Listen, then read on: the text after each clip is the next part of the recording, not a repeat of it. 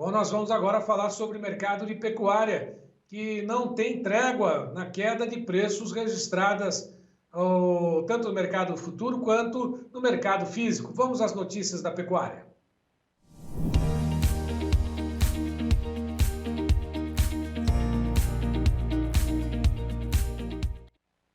Bom, começamos com as cotações do mercado da B3 com relação ao boi gordo, mais um dia de pressão. As cotações, todas elas, com exceção dos vencimentos mais curtos, que esboçaram apenas uma reação, mas todas elas de agosto até outubro abaixo dos R$ 200 por arroba. O agosto está 198,55, setembro 194 por arroba, outubro 197,90 e o novembro a 204,50 por arroba. Na apuração feita pela Scott Consultoria, vamos lá, o mercado acompanhou Barretos, Araçatuba, arroba negociada à vista 195, a prazo 197, Minas Gerais ao norte 185, à vista 187 no aprazo, a mesma cotação na região sul de Goiás, 185 à vista, 187 no aprazo.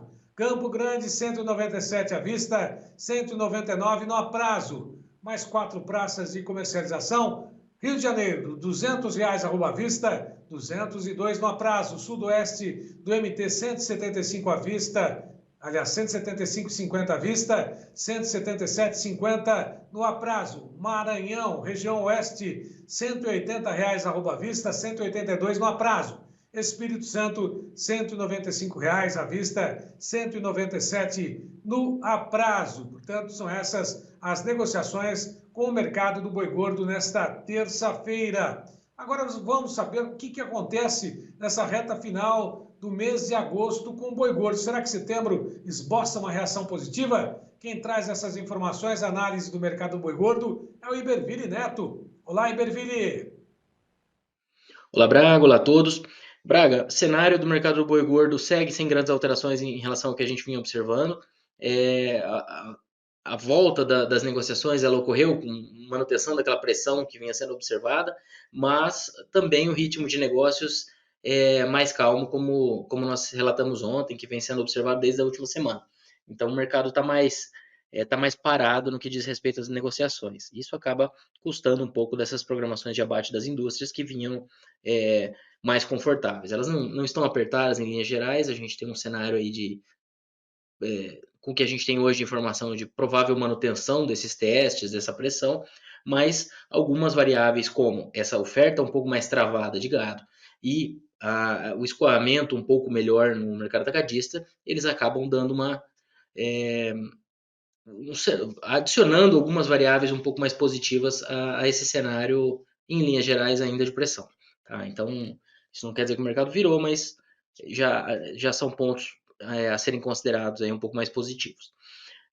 Outras considerações que a gente pode fazer a respeito do momento atual, a gente teve ontem a divulgação da aquisição de diversos ativos no Brasil e na América do Sul pelo Minerva, ativos da Marfrig, tá? Então, esse processo aí de concentração do setor, que tem gente que chama de consolidação, ele continua, né? Isso acaba tendo seu impacto na precificação do boi, na nossa visão.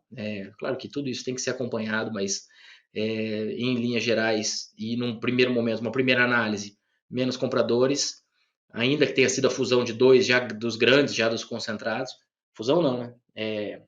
A aquisição pelo Minerva de diversas plantas da Marfrig. Então, ainda assim, a gente tem a expectativa de que isso acabe pressionando o mercado, mas não é isso que está gerando o momento atual de fase de baixa, nem isso deve alterar as expectativas pensando em ciclo. Agora, nessas regiões onde a concentração se tornar mais evidente, isso acaba tendo um efeito negativo sobre a precificação, como tem sido observado aí desde 2009, por exemplo, quando houve a junção, a aquisição da Bertin pelo Friboi, virando JBS. Na época, a Marfrig também assimilou ali, absorveu plantas do Mercosul e do Margem, que eram frigoríficos um pouco menores, e aí nós tivemos a criação desses dois gigantes, né, do mercado, que agora no caso da Marfrig, deixa um pouco a parte de bovinos menos relevante no seu portfólio, pelo menos no Brasil, e temos essa alteração aí no tabuleiro. Vamos acompanhar. Em linhas gerais, concentração acaba sendo negativo para quem vende. Isso não tem muito o que discutir. Outro ponto que a gente pode trazer sobre o cenário atual também são informações de que a nova lista de frigoríficos a serem habilitados para a China, que o Ministério tenta que sejam habilitados, foi enviada. Então, nós tivemos essas informações. Claro que quando a gente fala desses documentos vazados, entre aspas, a gente tem que sempre ter um pouco de cautela, mas como isso vinha sendo comunicado oficialmente de maneira um pouco menos detalhada, a gente tem essa possibilidade de abertura de mais plantas para a China.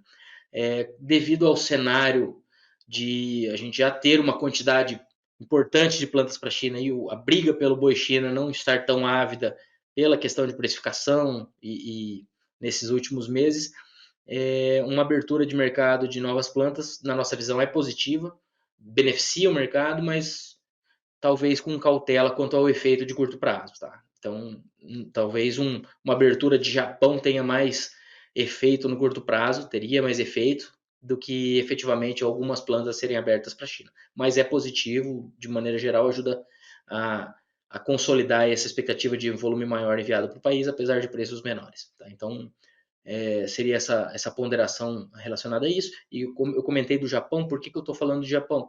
Porque houve essa citação do próprio Ministério da Agricultura, do ministro da Agricultura, algumas semanas e meses, falando da possibilidade de abertura desse mercado. Então, é algo que a gente tem que sempre manter aí como uma possibilidade. Tá? Isso tudo eu já alonguei a análise, voltando para o curto prazo, seguimos com aquele mercado mais pesado, mas com escoamento um pouquinho melhor no atacado e oferta de gado sinalizando alguma redução. Vamos ver se efetivamente é uma redução ou se isso é só um travamento aí pela pressão de baixo. Por hoje é só, um abraço a todos e até a próxima.